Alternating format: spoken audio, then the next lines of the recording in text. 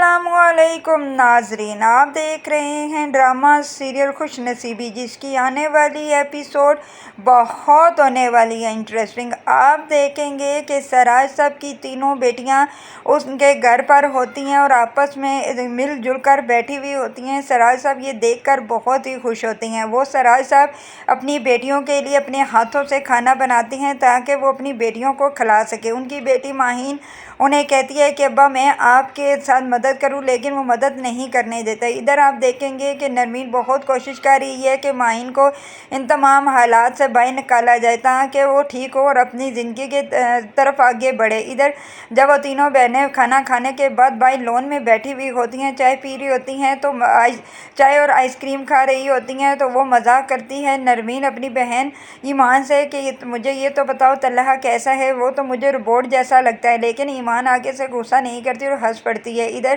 دوسری طرف آپ یہ بھی دیکھیں گے کہ جب رات کو لینے آتا ہے ہمایوں اسے سراج صاحب کے گھر سے، تو وہ نرمین کو لے کر جب گھر جاتا ہے تو جیسے ہی دروازے سے اندر ہونے لگتا ہے تو گل رخ کی کال آ جاتی ہے۔ وہ کال سنتا ہے تو گل رخ آگے سے پریشانی کے عالم میں یہ کہتی ہے کہ امی کی طبیعت بہت خراب ہے، تم جہاں پہ بھی ہو ہمایوں جلدی سے آ جاؤ، مجھے نہیں پتہ چل رہا میں کیا کروں۔ ہمایوں کہتا ہے گل رخ جی آپ پریشان مت ہو، میں جلدی سے آپ کے گھر آ رہا ہوں۔ وہ نرمین کو اندر کرتا ہے اور بتائے بغیر ہی وہاں سے چلا جاتا ہے۔ ادھر آپ دیکھیں گے کہ جب وہ گل رخ کے گھر پہنچتا ہے اور یہ سب کچھ دیکھتا ہے کہ گل رخ تو بالکل آرام سے بیٹھی ہوئی ہے، تو وہ حیران ہو جاتا ہے اور کہتا ہے گل رخ جی آپ نے مجھے اتنی ایمرجنسی میں کیوں بلایا تھا؟ وہ بھی جھوٹ بول کر تھا۔ وہ کہتی ہے کہ بس میں نے یہی سمجھا کہ ایسے کہوں گی تو تم آؤ گی، تم جانتے ہو امی بس یہی پریشان ہے میری شادی کے بارے میں، مجھے اپنے جیسا لڑکا ڈھونڈ دو۔ وہ کہتا ہے کہ میں کہاں سے ڈھونڈ کر لاؤں؟ دوسری طرف آپ یہ بھی دیکھیں گے کہ اسے گل رخ کہتی ہے میں چائے دوں، لیکن وہ کہتا ہے میں چائے نہیں پیتا، میں کئی دنوں کے بعد میں نرمین کے ساتھ